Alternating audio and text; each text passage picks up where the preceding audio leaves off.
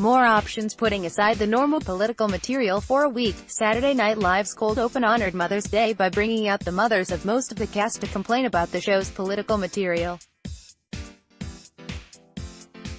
The open gave each participating cast member's mom a quick laugh line or two. Aidy Bryant's mom, Georganne, can't wait to rip it up at the after-party. Mikey Day's mom, Sylvia, notes the show's witch hunt against President Trump, and Luke Null gets his funniest moment on the show to date as his mother, Cindy, asks why the show doesn't go after Crooked Hillary, imploring her, "Mom, I am so new here. Please do not do this to me." Beck Bennott's mom, Sarah, just wants the show to bring back Wayne's World. Host Amy Schumer went straight for her strengths, delivering a solid stand-up routine about her new marriage, missing "you up" texts, the awkwardness of being a bridesmaid in her late 30s and asking other women for tampons in public. She also plugged her new film, I Feel Pretty, advising the crowd to bring tissues, because, she said, "you're gonna wanna masturbate. Look so good in this movie." The first sketch was a game show parody, Mother Knows Best, where moms and their teens team up to win cash. Schumer is the host, and Day and Kate McKinnon play a mother and son who are way too close. This is basically a creepy incest sketch that the studio audience loved. Mother-child teams answer questions about each other, and Day and McKinnon know everything about each other since, it turns out, they're never, ever apart, even sharing a bed and using the bathroom together. They also kiss on the lips for uncomfortably long amounts of time.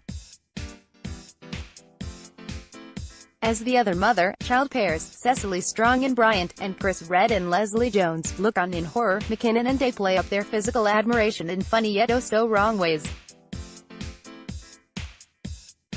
I laughed a bit at this, though not as much as Jones, but I did not feel good about it. Next came Handmaids in the City, a mashup of The Handmaid's Tale and Sex in the City that seemed an obvious attempt to make a point about our increasing oppressive political environment, and missed the mark. The sketch featured Schumer, Bryant, McKinnon and Strong as handmaids dishing about their lives. The sentiment throughout is obvious, perhaps too much so. Bryant, "Gals, guess what I did last night?" Schumer, "Ate your rations in silence and cried into your straw bed." Bryant, "Yes. Classic me." Neither the jokes nor the point landed as strongly as they should have here. Schumer and Day then play parents telling their young son the story of his birth on Mother's Day as the scene shifts between the sweet picture they paint for him and the ugly realities of childbirth and motherhood. The scene with Schumer giving birth allows her to go over the top in a madcap moment of panic,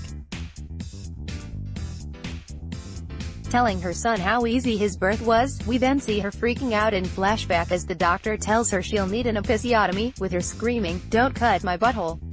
A very funny slice of life that allows Schumer and Day to stretch their physical comedy muscles, and ends with a salute to real mothers for pretending it was easy. Jones and Kenan Thompson play gospel preachers who host a cooking show, with Redd as their organ-playing deacon. There wasn't the strongest central premise here, but this was a fun diversion with spirited performances. Strong, as a visiting chef, is kicked off immediately when she says she's an atheist, a bit that seemed spliced in from a different sketch. Otherwise, Thompson and Jones lament how many people they know who've been recently felled by diabetes and heart disease, while cooking some of the least healthy dishes known to man. Schumer, as a guest chef, makes smoothies, since calories don't count if they come through a straw, and tops off her healthy recipe by crumbling an entire pecan pie into a blender. Heidi Gardner brings teen movie critic Bailey Gizmert back to the update desk for a petulant series of movie reviews, complaining about how Jurassic Park and Avengers: Infinity War were too fake. Weirdly, she has a crush on Thanos, and is petrified that Michael Che will text him and let him know. Gardner lives this part, the rhythms of the stressed-out teen coming fully natural to her. Che was later surprised at the desk by frequent host Melissa McCarthy as his fawning stepmother, wearing a "World's Proudest Stepmom" shirt with a picture of Che as a child, and waiting for him to tell jokes because "I love to laugh."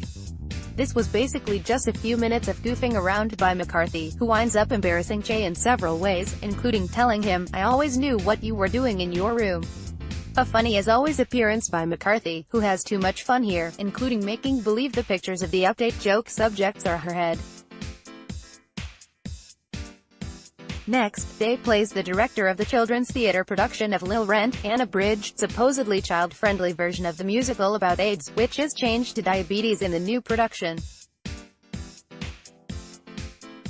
Thing is, the only change made was using find and replace to change AIDS to diabetes. Newsflash, it doesn't change things much once the performance starts, and still seems wildly inappropriate. They say diabetes is a gay disease, etc. Schumer brings back her child character Amy Meriwether Sherman, here as a deeply conservative child actor. She's learned some Spanish to play Mimi, because she only speaks Spanish, and I only speak white. Cute premise and execution, but this didn't go anywhere. McKinnon brought back late-night barfly Sheila Sovich, this time hooking up with butch mullet-wearer Schumer. As usual, they trade crass innuendo. McKinnon tells Schumer that when she first saw her, she thought, hell, no, but now she's thinking, might as well. I can't find my keys. As usual, bartender Thompson watches horrified, asking Alexa what he should do. Kill yourself, the machine tells him. The final step recalls the street. Joseph Christmas Mass Spectacular from 2014, as this time a high school graduation is announced as if it's an extreme sport. It's gonna be hot as hell, the voiceover announcer over in tones. 100 grads, 400 family members, all in direct sunlight for 3+ hours. The voice goes super death metal gravelly for "Grandpa might pass out." As for the speech-giving students, McKinnon doesn't know how to work the mic. Kyle Mooney is the nerdy valedictorian who thinks he's getting revenge on his classmates by talking about how cool he'll be one day. A fun look at the inanities of ceremony. Next week is the show's season finale. Tina Fey hosts, with musical guest Nicki Minaj. Larry Gitlin is the author of the book Conversations with Carlin. Follow him on Twitter at @LarryJetlin. Watch the Amy Schumer, Casey Musgraves episode of SNL on Hulu. Amy Schumer Hulu Saturday Night Live.